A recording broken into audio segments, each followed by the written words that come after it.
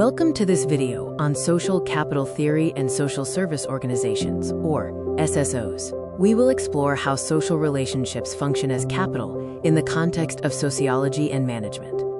Social capital theory is a framework that explains how social connections, networks, and norms of reciprocity can create resources. It views these relationships as an asset to be invested in for individual or collective goals.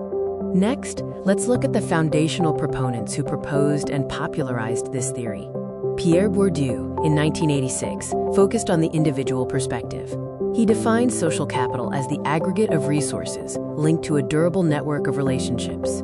He emphasized how it reinforces social stratification through power and privilege. James Coleman, in 1988, offered a functional perspective. He viewed social capital as a resource that facilitates specific ends for groups. His focus was on obligations, information channels, and social norms. Robert Putnam, in 1995 and 2000, provided a collective or civic perspective. He defined it as features of social organization that facilitate coordination and cooperation. His famous work, Bowling Alone, highlighted the decline of civic engagement. Social capital is built upon three essential pillars: networks, which are the connections; norms, which are the rules of reciprocity; and trust, which facilitates these interactions. Let's delve into the three core propositions regarding social capital networks. First, bonding social capital is found in homogeneous groups like family or close friends. Its function is to provide social support and solidarity, helping people to get by. It acts as a safety net. Second, bridging social capital exists in heterogeneous groups, such as different social classes or professional groups. It provides diverse perspectives and external resources, helping people to get ahead, acting like a ladder. Third, linking social capital involves vertical networks between groups and formal institutions, like the government or banks. Its function is to facilitate political influence, legal aid, and long-term systemic change, focusing on the power gradient.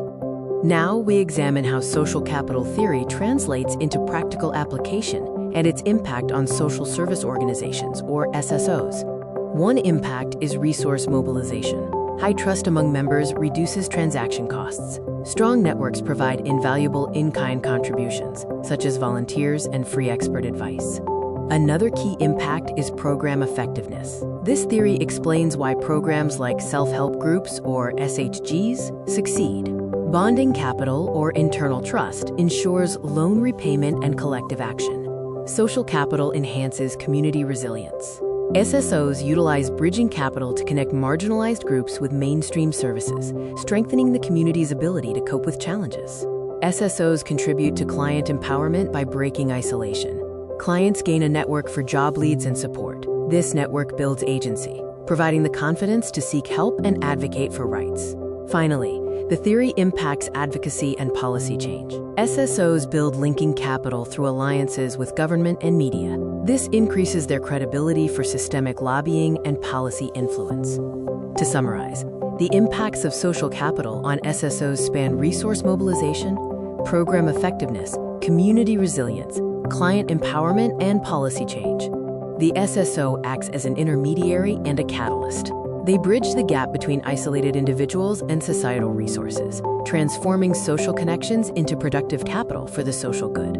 Thank you for your attention to this video on social capital theory and SSOs. This scene lists the sources for the images used throughout the video. Here are the remaining image sources used in the video.